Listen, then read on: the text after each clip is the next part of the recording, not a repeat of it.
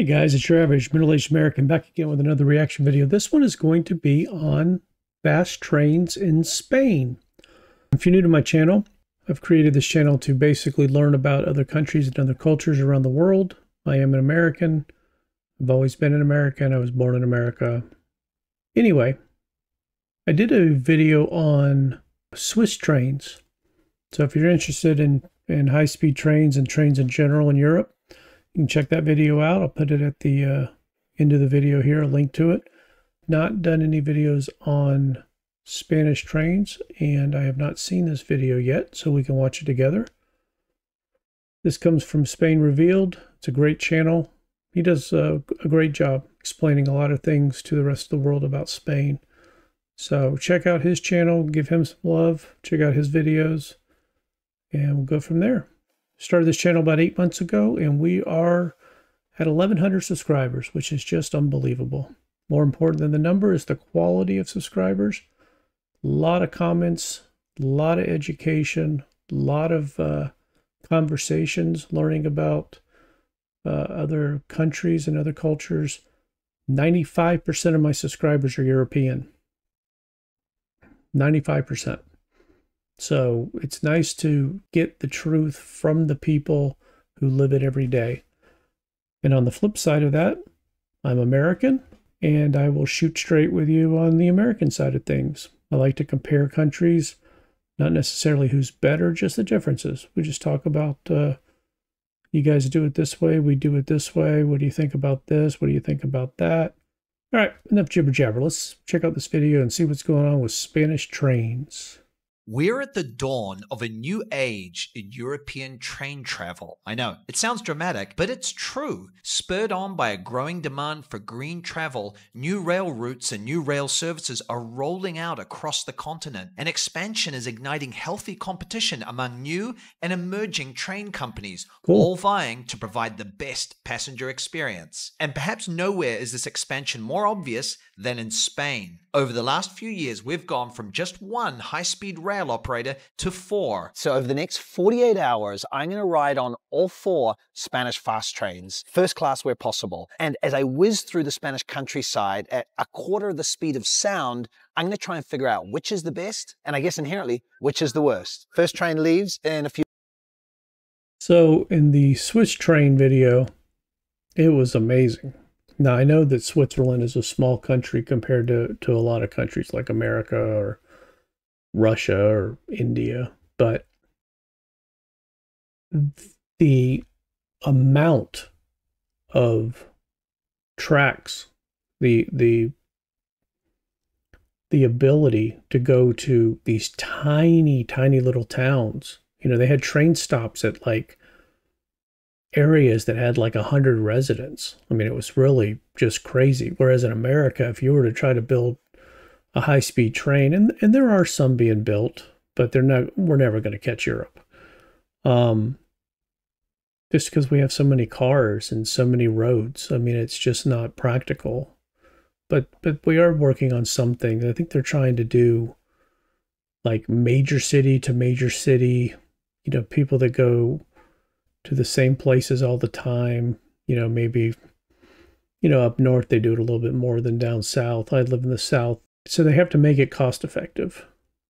There's probably as many cars as there are people in America. I mean, maybe not that many, but there's a lot. I mean, we have more cars than people in our household. So it's just the way that I was brought up. It's just the way it's always been. But I definitely see the advantages of trains. But the Swiss trains, it was really eye-opening that you would have a train stopping off at a station every half an hour that had literally like 100 residents within, you know, a service area, opposed to just major city to major city kind of thing. It was pretty neat. And then they just tell me, hey, we just rent a car when we need a car. You know, if you need to go to the home improvement store and pick up some stuff, and you just rent it for the day or even for a few hours. Whereas, you know, I've got trucks sitting in my driveway. I mean, I get driven for a week. Makes a little more sense that way. But we also have a lot more room and a lot more land. So it's all what you're used to. few minutes. So let's go. I'm going to go to Barcelona and back twice. On each train ride, I'll be evaluating booking process and price, comfort and space, onboard service and food, onboard entertainment and internet connection, and, of course, toilet cleanliness. Okay, back to our first train, the AVE. So I've ridden the original Spanish fast train, the AVE, a million times, and it's been around since 1992, but it's always been a little expensive for me, and it's never had competition until now. To kick off, I stow my bag in the roomy shelf above and sink into my leather first-class seat. The legroom is good, and happily there's an outlet right beneath my seat. However, one of my first impressions is that the area around my seat is looking a little worse for wear. But hey, it's the AVE, it's the granddaddy, and I'm being a little picky. And so as we roll out of a misty Madrid, the steward gives me the famous hot towel, a staple in... So, right off the bat, my impressions are that the Swiss trains were a lot nicer. Now, that may just be memory, because I it's probably watched it a couple of months ago. But I remember thinking, these are really nice. This was like first class in a really nice airline. And so far, I'm not getting that impression in this one. But we'll see. In any sort of first-class experience, and yet something I'm never quite sure what to do with. Does one wipe one's face, or is that barbaric? And within minutes, I see the stewards rolling down the aisle with the breakfast trolley. Before we get into how the meal is, let me share with you my booking experience. Renfe is the national train operator, and they operate AVE and also the cheaper Avlo service that I'll be riding on next. And their website is famously challenging to navigate. It has gotten better in recent years, but using it can still sometimes feel like a bit of a high wire act. But the first thing you'll notice is that there are a lot of departures for many of the routes, especially a busy one like Madrid and Barcelona. Wow. I was not expecting that. That seems very expensive.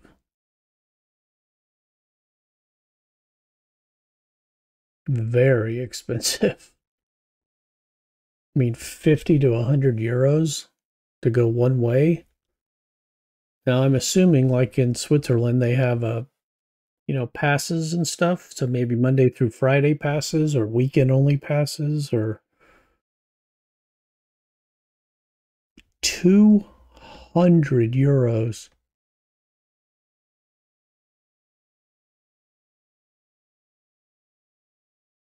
€200.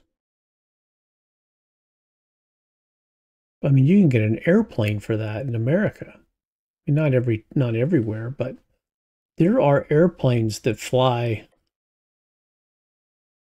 1,000 miles that you could get for $200. One way, for sure. We have these discount airlines in America. So they just fly like a handful of flights. Maybe they'll go from one city to the other city back and forth once or twice a day, and then just do it every day. 2 popular cities or 2 cities that other airlines aren't servicing, and they can be as low as $50. Actually, they can be as low as about $35. And the reason I know this is that my father used to use it a lot. If you have a home in another state and you fly back and forth from from one home to the other, you don't need to take a bunch of stuff with you because your other home has, clothes and everything with you. You could literally fly like 4, 5, 6 states away for $50 and then fly back for $50. It was cheaper to fly than it was to drive, let alone the time. So within say 4 hours from start to finish, you're 3 or 4 states away for $50, and then vice versa. But these prices seem very expensive to me. and you can choose between a few different class options, namely Básico, Elige, and Premium. I'll be riding in Premium, which is effectively first class, and it's twice the price of the basic option, and certainly not cheap at €109. For that, I get slightly larger seats, a little extra leg room, food served to my seat, and also a very flexible ticket when it comes to date changes and refunds. Just a quick tip, I recommend using the website Trainline. It's a train ticket aggregator like Expedia or Kayak are for flights. And now that there are 4 operators in Spain, this is the only way that you can see all options for any particular route at once, and you can book through their site as well. I'll link to it below in case you're interested. Okay, back to the food. Fruit salad, a croissant, a bread roll, OJ, coffee, and an unknown hot dish. It would have been a nice touch for the steward to let me know what he was serving me under that tinfoil, but as a 44-year-old father who doesn't get out much, I'm also excited by the sense of discovery. I'm not sure what it is. Some sort of potato thing with a ratatouille, some roast tomatoes, and some slightly sad bacon at the bottom. My verdict? Standard airplane fare. Not great, but not terrible. But, of course, like I always do with standard airplane fare, I happily finish it all out of some weird sense of gratitude and excitement. The coffee isn't bad, and I get a top-up, which is nice. And the fruit salad was fine. The mini croissant, however, is remarkably dry and underwhelming. There was also a little chocolate, but given that I have the palate of a child, I don't eat dark chocolate. I decided to save it for my wife Yoli, who is a super taster. Then, before continuing with my investigations, I decided to stretch my legs with a quick bathroom inspection. Upon inspection, the bathroom seemed clean, though this was early on in the voyage, and a straight toilet roll had already been removed from the dispenser and was floating about the counter. Back to my seat, it's time to test the internet connection. Firstly, my apologies for my very dirty phone screen. Anyway, I managed to connect to the Wi-Fi fine and run a speed test. About 1.5 megabits up and down. Not bad, and fine for most needs on a train, I'd say. Okay, how about that onboard entertainment? In the 1.5 megabytes. That's not very fast at all. Yeah, my wireless right now is, yes, I'm running right now 175 down and 25 up. And that's not acceptable because I'm supposed to be 600, but that's wireless, so, and I have a ton of stuff going on in my house, so, but still 160, I mean, you need about 5 to 10 minimum to do just about anything normal. So 1 is not, am I wrong here? I'm not saying you have to have 100, but I would think 10 would be more acceptable. Ave and the low-cost version Avlo, you can, in theory, access movies and even live football via an app called Play Renfe. There's no way in the world you're watching a movie at 1 megabyte per second. It's just not going to happen. I'm no computer engineer, but I'm going to see what my cell phone is. Yeah, I mean, my cell phone without Wi-Fi is 20 megs per second. I can't imagine you can watch a movie at 1 or 2 megs a second. Could be wrong. Let me know if I'm wrong.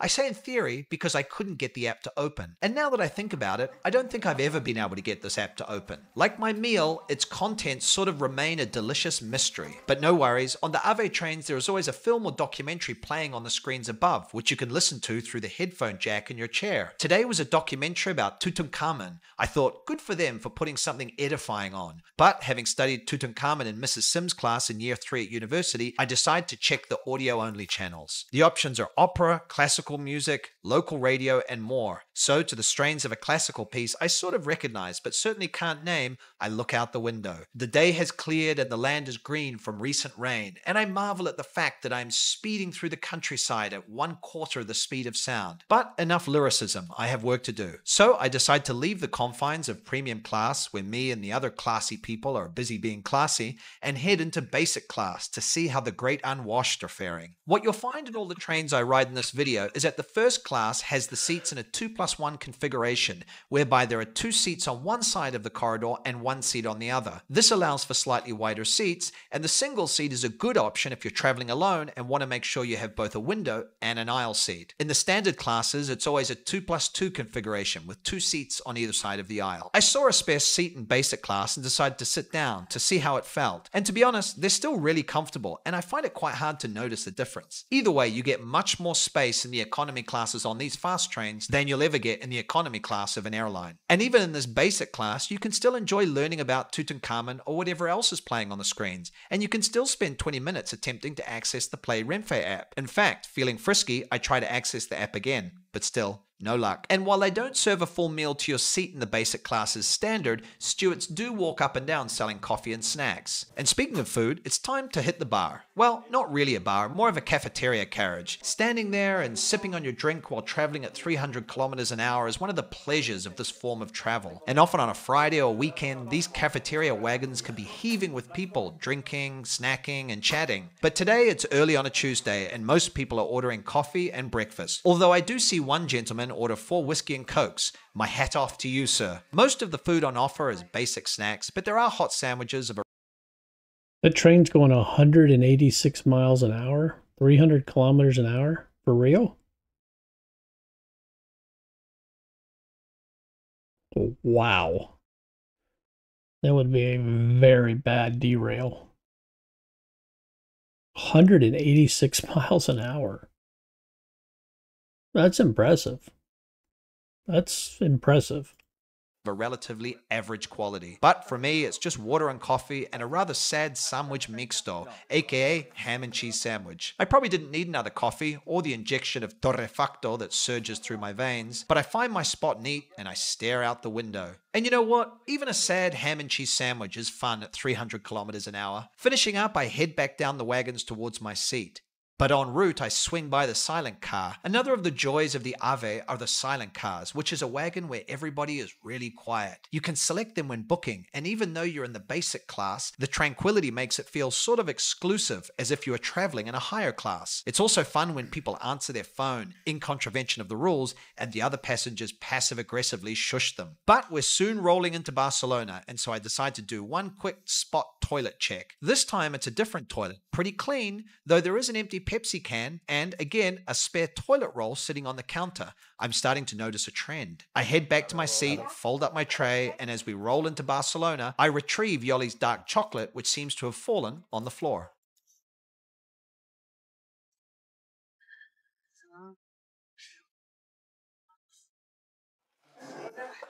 Okay, my hot take on that train journey from a Barcelona dive bar and over a rather large vermouth, which I've already had half of. You know, the AVE for me is the baseline. I've taken it a million times and it's incredible. You're speeding along at 300 kilometers an hour. The question for me is it worth paying more for the premium ticket? In this case, it was double the price, and often it's more. I'd rather stick with the cheap seats and have my average food in the bar, in the cafeteria, where there's a bit of ambiance. For me, it's cheap seats, cheap bars, and large vermouth. Okay, so back in the station a few minutes before my next train, which is the... So I assume that those are not assigned seats, right? Because I've noticed people are like laying down and stuff, so I assume they're just trying to find areas that, you know, they have more space. And how crowded are they normally? If you guys ride these trains, are they... I assume rush hour traffic would be pretty crowded, right? But is it usually, you know, if you're stuck in a dual seat, are you going to be stuck with somebody next to you most of the time or not? We know. Avlo. This is the low-cost version of the AVE. And the seats on Avlo, the tickets on Avlo, are even cheaper than the cheap seats on AVE. And so I'm curious to know what you get, or more importantly, don't get for that discounted price. This is the first time you don't get toilet paper. So it's not on the sink because there isn't any. You bring your own toilet paper. Or maybe they have a toilet paper dispenser you have to pay. I crack myself up. I've traveled on Avlo, the low-cost version of AVE, and it was launched by the national operator Renfe in 2021. My first thoughts as I board are that the cabin looks modern and tidy. In fact, it looks a little nicer than the more expensive AVE trains, presumably because it's a new brand. On Avlo, there are no options for extra-large seats or sitting alone, so I'm a little anxious that someone is going to sit next to me, thus potentially inhibiting my ability to film. So, as I sit in trepidation, I'll explain the booking process and pricing. The first thing you'll notice when you book Avlo is that there are a lot less departures than AVE. Also, it doesn't have as many fast train routes. At the time of recording, you can whiz between Madrid, Barcelona, Valencia, Alicante, Malaga, Córdoba and Seville, though more are being added all the time. The base price for my ticket is a very cheap €35, though I do pay for an add-on to select my seat and get free cancellation. You can also add on for extra luggage. While the AVE ticket allows 3 pieces of luggage with a total of 25 kilos, the standard Avlo ticket only allows for a backpack or purse and hand luggage. To bring suitcases, you have to add them on. Having said that, my luggage wasn't checked as I boarded, and I've never had issues on AVE. Back to the train. Happily, nobody is sitting next to me, so like Tom Cruise in Mission Impossible, I can begin my high-stakes operation. Happily, I managed to connect to the Wi-Fi without any issues. I do a speed test, and it's similar to the AVE, a pretty good 1.5 megabits up and down. And feeling adventurous, I decide to give the Play Renfe app another go. Just like on the more expensive AVE, you can use this app to, in theory, access movies and other onboard entertainment. But, just like on the AVE, I'm unable to connect. I wonder if by uninstalling and reinstalling the app, it might help. And in doing so, I was literally going to tell him to do that. Not that he can hear me, but I notice that the Play Renfe app has 1.5 stars out of 5. Intrigued, I start to scroll down the reviews. It's a litany of 1-star reviews going back 5 years, pretty much since the app was introduced. Clearly, other people are having issues as well. Okay, time to explore the train. I kick off with my signature toilet check. All pretty clean, but of course a loose roll of toilet paper sitting there. Maybe this is a feature of Renfe trains. And if you don't mind, I actually need to go, so please wait outside a moment. I suggest you read the Play Renfe app reviews while you wait. Relieved, literally, I keep heading through the train, and to be honest, it's all pretty standard fare. 1 class and a tidy train. There's no cafe wagon on the Avlo, just a few carriages with vending machines selling water, soft drinks, and junk food. Some of it racist, some of it not. Also, Renfe needs to get a good translator, because heads up, the vending machines can be used in tunnels. And unlike the AVE, there is nobody going up and down the aisles selling coffee. I think I saw one steward the whole time, so it's a very bare bones service, but it's comfortable, clean, and fast, and at a very good price. I also see that there's no silent carriage on the Avlo, so if that's important to you, you'll need to book AVE. But I do stumble on a wagon where the windows are higher, at eye level, which, if you stand in the middle, creates this amazing feeling as if you're in the Millennium Falcon. Very cool. A quick toilet check to see if that roll of toilet paper is still there, and there it is, my friend, staring right back at me. And before you know it, the screens above, that always look like something out of a 1990s RPG computer game, signal that we're closing in on Madrid. Okay, so what are my thoughts? Look, if you want to get a glass of wine or some hot food on the train, or you want a wider offering of options when it comes to travel times, then yeah, AVE is great. If you just want a budget ticket, then Avlo. I mean, really, guys, there's not much in it. You know, for me, if I was choosing, I would just go for the best combination of price and schedule. The train leaving when I want it to leave. yeah, I guess it just really depends on how long you're going to be on it. You know, if it's a 6-hour ride, it's a lot different than if it's a 60-minute ride.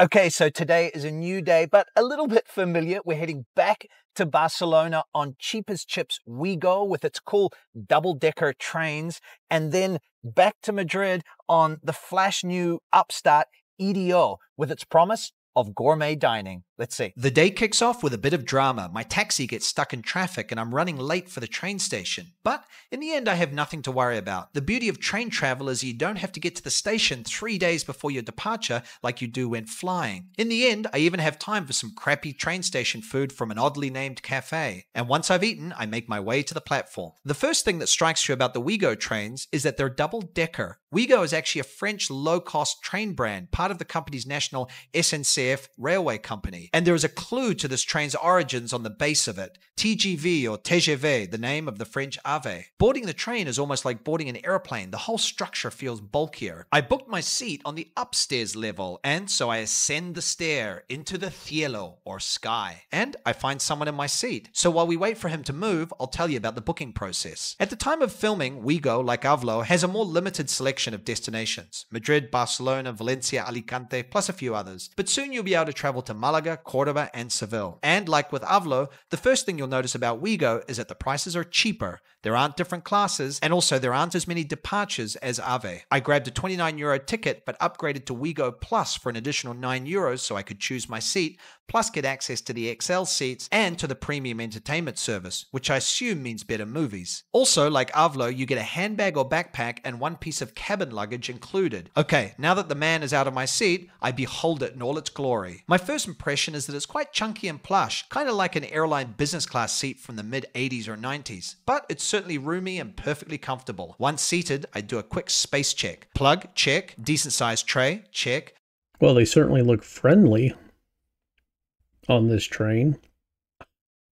Quite chunky and plush, kind of like an airline business class seat from the mid-80s or 90s, but it's certainly roomy and perfectly comfortable. Once seated, I do a quick space check. Plug, check. Decent sized tray, check. Good legroom, check. Reclining seat, check. Actually, I should say that all the trains I'm traveling on have reclining seats. And it is cool to be on the higher level, and the views are obviously slightly better, but it's not a big difference. But one thing I do notice is that the baggage storage area above my head is smaller than the two previous Renfe trains, and my backpack doesn't safely fit, so I have to stow it opposite. I should also take a moment to mention that these trains all have pretty good luggage storage at the end of the carriages, but if you want to be sure to get your bags on, be sure to board early. As we pull away, a few minutes late, it's time to do my tech checks. And so with some trepidation, I try to connect to the Wi-Fi. After a bit of a kerfuffle with the cookies notice, I finally get connected. The Ouigo page appears, offering information about my voyage and a selection of films and other entertainment, which I assume are what I get with Ouigo Plus. I especially love the idea of the little live map which shows where you are in your journey,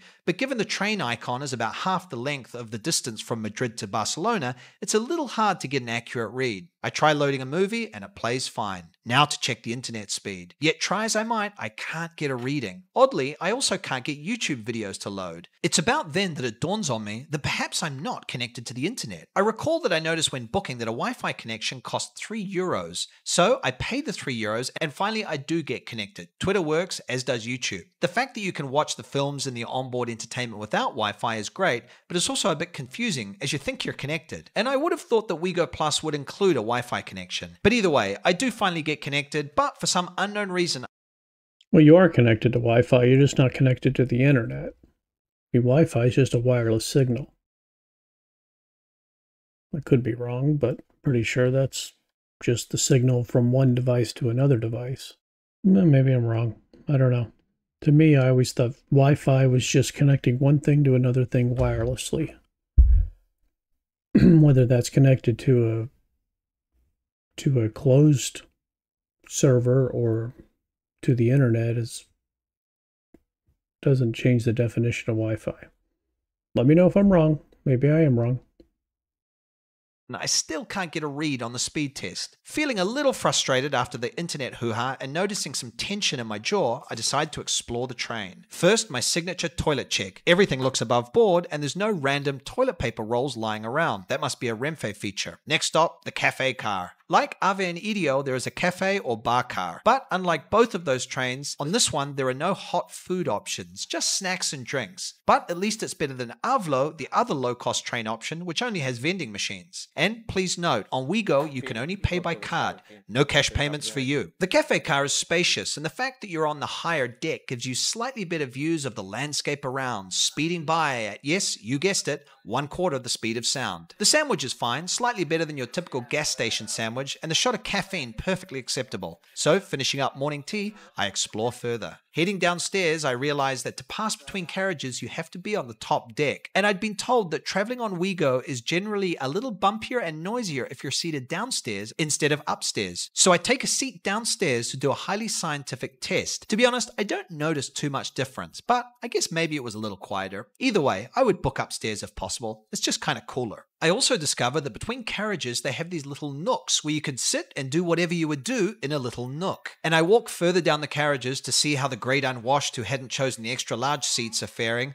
They seem to be doing okay, to be honest. Like all the trains in this video, the standard class has the configuration of 4 seats instead of 3 and with ever so slightly less legroom. But look, it's still all very comfortable. And as we roll into Barcelona, I even find a moment to read my book, Wonder Boys by Michael Chabon. I think that's how you pronounce it. Un vermú, por favor. And that's what I love about train travel in this country. One of the key things is that within 5 minutes, I'm off the train, I'm in a dive bar, and I have a large vermouth in my hand. You don't get that with flying. And enough about me, what about that trip? So hot take, I mean, really, we're splitting hairs now here, guys. Look, cheap like Avlo, but with a bar, with a cafeteria where you can get a drink and, no hot food, but that's great. But if I was going to book Ouigo, and I would if it suited the timing that I need and everything, I would definitely upgrade to get a little extra space for me and my luggage, and I would definitely book upstairs. It was just kind of more comfortable up there and slightly better views. So next train leaves in 15 minutes, Iryo. And I'm looking forward to this one. First, if I may be honest, because I'm a bit sick of sitting on trains, and more importantly, because I have pre-ordered a gourmet hot lunch that will be delivered to my seat. Let's see how it goes. As I board the Iryo train, it's the smell that gets me first. This train has that new train smell. What's a new train smell? Well, it's effectively the same as a new car smell. You see, these Italian-built trains are 100% new, unlike the other companies I've been riding with. And I'm excited by the promise of 5G that I see on the doors between the wagons. And as I head to my seat, I managed to get an overview of much of the train. And overall, it looks slick. Yeah, 5G better not be anywhere near 1 meg per second. I mean, you should be getting like, I don't know, at least, 25, 50 minimum? And I'm excited to explore further. I also noticed that unlike Avlo and Ouigo, the low-cost alternatives, there are quite a few crew moving about, and they actually greet me, which is nice. Overall, my first impression is that this seems like a classy setup, and then I find my seat and realize my flyer has been down the entire time. Classy. A quick overview of the booking process. Like the others I've traveled on, they don't currently have as an extensive network as the AVE, but they all hit the big places and will be expanding to more destinations. And like the AVE, the first train I rode, they give me a lot of departure options for my trip from Barcelona back to Madrid. And they also offer 3 price tiers or classes. So Barcelona to Madrid is, 3 hours? So 3 hours for... Wow, time matters, huh? 40, 50, 90, 80. It's a big differences. The first class option, Infinita Bistro, offers the roomier seats, a full meal service on board, though this may be route dependent, plus you get lots of flexibility to change and cancel your ticket. And unlike Ave, where you don't know what meal they're going to serve you, here you can choose your meal from a list of 4 options. I went with the stewed pork cheeks for the flex. But while you'll notice that the first class offering on Iryo is similar to that offered on Ave's premium class, there is one big difference. The price. My Iryo first class ticket cost half as much as the first class ticket on Ave. This is because Iryo is a new company and they're trying to build a name for themselves. So with my fly well zipped, I take my seat and assess my surroundings. Decent sized tray, good leg room, and happily there is enough space above my head for my backpack. There is a plug. It's definitely cleaner and crisper, nicer as far as not worn out, nasty, grimy QR stickers and stuff. That's worth money by itself. Beneath my seat, which also includes USB, though tech geeks take note, it's USB-A, not the newer USB-C. And as the train pulls away from Barcelona, I realize I booked a seat that faces the opposite direction from which the train is traveling. This was an oversight on my part, as I generally try and book the forward-facing seats. So just note that in most trains you'll have the choice to book a seat facing the direction of travel or with your back to the direction of travel. Either way, it's not a biggie. And before long, the famous hot towel arrives, which I still really don't know what to do with. And as I cleanse myself, the smell of what must be my stewed pork starts to waft through the carriage. As the food trolley arrives, I should take a moment to explain that Iryo makes a big deal of its food service. They've branded it AMAA, which is Basque for wind. And I'm just hoping that's not what the food gives me. I'm offered 2 wine choices, and the starter is gazpacho. It's served from a tetra brick, which isn't the classiest choice, but let it be known that Yoli and I often buy supermarket gazpacho in Spain, and it's actually quite good, so no harm done. What I find looks and smells pretty good. The stewed pork cheek appears tender and juicy, mashed potatoes and green beans. I dig in. The potatoes are good, and surprisingly, the beans have some crunch to them. I mean, I've had better food in my life, but I'm on a train, so I'm going to give it 2 thumbs up. And the bread was fresh and fluffy, which was great for doing barquitos. Next, coffee was served, and it was time to dig into the box of Lindt chocolate that was also on my tray. I'm a little concerned that it's going to be dark chocolate, which I wouldn't want to eat because I have the palate of a child, but happily it was 2 big delicious round milk chocolate balls. Sorry, Yoli, but I can't relax with my coffee for long because like a crack Special Forces SEAL team on a top secret mission, I have work to do. First up, the internet check. I connect to the Wi-Fi and the process of getting online is seamless, much faster and easier than the other trains. A page presents itself with a variety of entertainment options, and the film I choose, called Gypsy Bride, works perfectly. I'm now excited to do a speed test given that 5G speed promise. But unfortunately, again, I can't get the speed test software to give me a reading. However, I load a video on YouTube from my friend Mark Weens to ensure I am in fact connected to the internet. And yes, I can easily watch Mark eating his way through Australia. And while I can't test the speed, the connection does seem a little more stable than what I've found on the other train services. Internet checks done. I'm off to explore further. Walking through this train is like walking through a spaceship. It just kind of gives off Star Wars vibes, which is pretty irrelevant, but also very cool. I check the toilet and all is above board. Although I'm pretty full after my pork dish, I want to try some of the hot dishes in the cafeteria and see if Iryo's whole gastro pitch lives up to its promise. The menu looks appealing with a variety of hot and cold dishes, but my eyes zone in on the delicious looking patatas bravas. Bravas on a train. What'll they think of next? Sadly, the friendly steward tells me she doesn't have any bravas left. In fact, only a few of the dishes are available. So I go for tortilla and a gilda, plus a small bottle of cava for the flex. The gilda is good. I've had firmer gildas, but the mere fact that I can get a gilda on a train is cool. The tortilla has been reheated in the small oven they have behind the bar, and it's just okay. The flavor isn't too bad, but in the end, it's a reheated tortilla. In short, the food served to my seat was better, but the range of food offered here is still better than what you'll get on the other trains. So I retired to the next wagon and take a seat in the area reserved for those eating or drinking and sip my cava as we speed through the Spanish countryside at, yep, 1/4 the speed of sound. And actually, while I'm here, I should mention that when booking any of these trains, be careful not to book the table areas if you don't want to end up sitting facing a couple of strangers. The table seating areas are great when you're traveling as a family or as a group, but not so much when it's just 1 or 2 of you, unless you enjoy the idea of trying to avoid the eyes of the stranger opposite you for 3 hours. I decide to head back and check out the cheap seats, and as with the other trains, it's a classic 4-across setup, but still spacious. And I do notice that like on Ave, there are stewards going up and down the aisle with coffee and snacks for sale. Having checked out how the plebs are faring, I head back to my first class seat, and as it starts to rain, we roll back into Madrid's Atocha station. Hasta luego, gracias.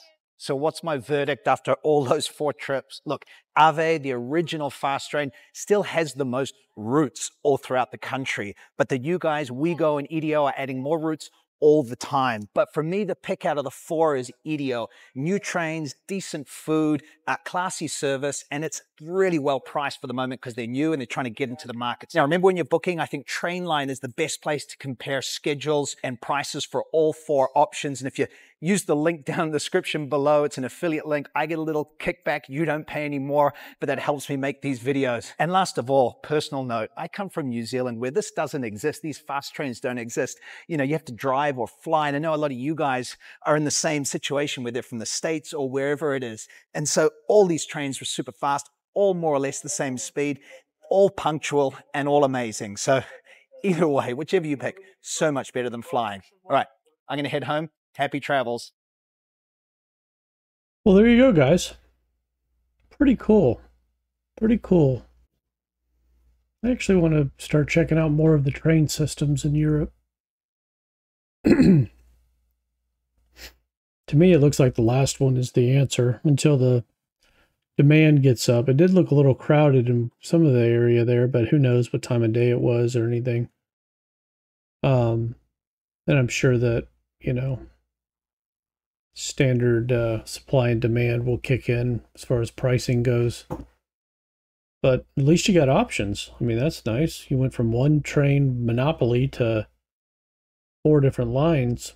Pretty cool. I think that's going to do it for this one. I'm going to put up the video on the Swiss trains.